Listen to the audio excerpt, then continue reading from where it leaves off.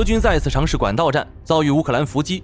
乌军袭击克里米亚，赫尔松俄军集体趴窝。星链被替换，俄紧急向前线投送国产卫星终端。俄军伤亡人数远超招募人数，俄罗斯还能撑多久？无否认袭击俄罗斯总情报局副局长。特朗普绞杀古巴升级，俄以无力援助。精彩资讯马上开始。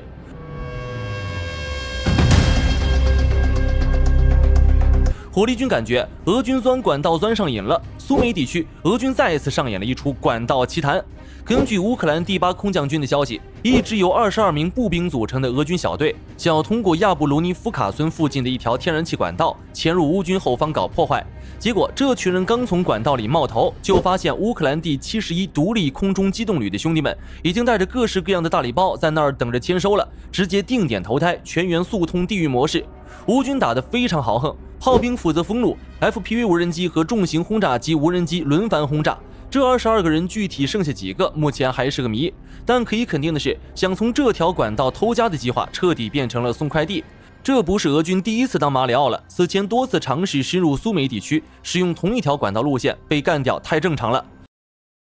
之前在库皮扬斯克，他们也玩过这一招，同样是被乌克兰空降兵一顿揍。如果说一次踩坑是意外，那么在同一个坑里再倒2次，那就是纯的业务不熟。只能说俄军的战术思维可能还停留在20世纪。目前苏梅地区的局势依旧在乌军的掌控中，虽然俄军还在用小规模步兵、装甲车甚至摩托车这种自杀式的方法试探防御，但对于掌握了战场单向透明的乌军来说，这种战术除了能让伤亡数据多跳几个数，真的没有什么实际意义。赫尔松地区，乌军把克里米亚的油湖给踢翻了。于是驻扎在赫尔松地区的俄军遇到了一个非常尴尬的问题，坦克和装甲车集体断粮了。根据乌克兰游击组织阿泰什的最新战报，赫尔松轴线的俄军燃料供应已经彻底崩盘，尤其是那个号称精锐的第337空降团，还有第26摩托化步兵团，现在别说发动冲锋了，就连后勤卡车想动一动都得看指挥官的手里那点余粮。这件事的起因还是乌军的空袭。前阵子乌军突袭了克里米亚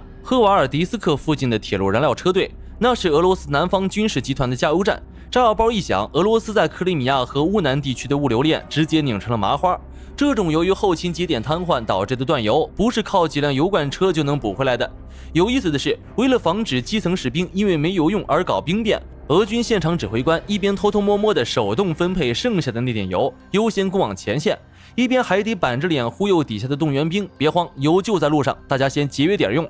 事实上，俄罗斯国内现在的日子也不好过，乌克兰的无人机像上班打卡一样，有事没事就去问候一下俄罗斯境内的炼油厂，导致其国内产量暴跌了100多万吨。俄罗斯这个石油出口大国已经准备进口汽油了。除此之外，因为星链被关闭，俄军换装国产卫星终端，乌俄战场的通信暗战又升级了。因为没办法继续用星链，急疯了的俄罗斯开始大规模向前方投送自研产品。乌克兰国防部长顾问别斯克列斯特诺夫证实，俄军现在开始依赖亚马尔和快车等卫星，提供所谓的高速互联网服务，试图摆脱对美欧技术的依赖。但是理想很丰满，现实很骨感。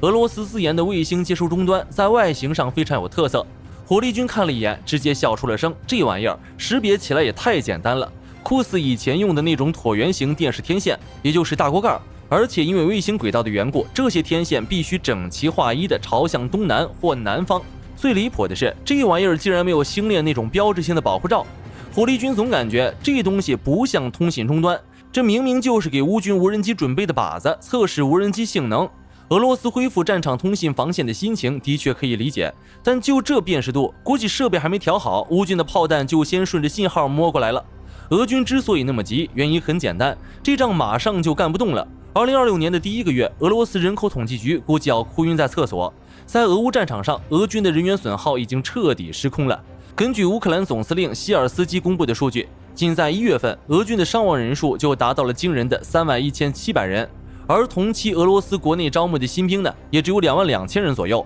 也就是说，俄罗斯每个月都要亏空近9000名士兵。希尔斯基还直言，这一趋势预计将持续。这种入不敷出的打法，就算是再大的国家也扛不住。根据美国 CSIS 的评估，自战争爆发以来，俄军的总伤亡已经逼近120万人，这是苏联在阿富汗战争死亡人数的17倍以上，是2次车臣战争总和的11倍。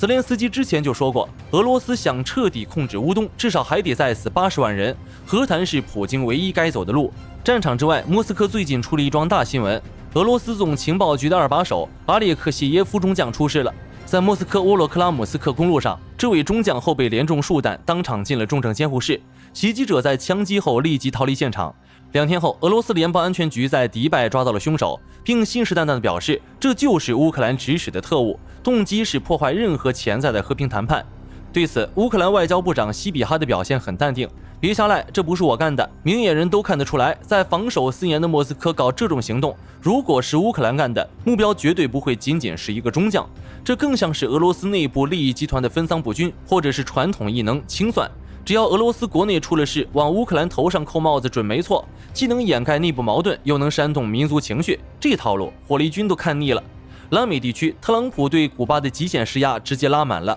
受美国封锁加码的影响，古巴各地的机场燃油告急，大批俄罗斯飞往古巴的航班被迫取消。4000多名想去晒太阳的俄国游客，现在正滞留在机场，体验古巴深度荒野生存。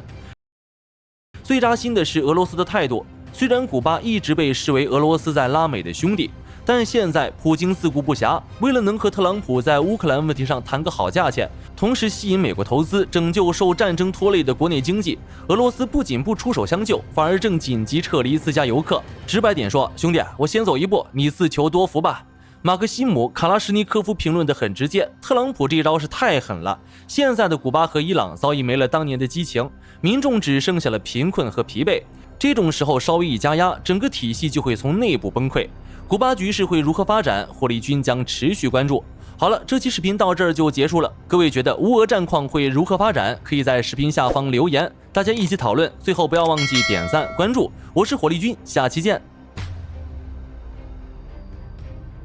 好的，各位观众朋友们，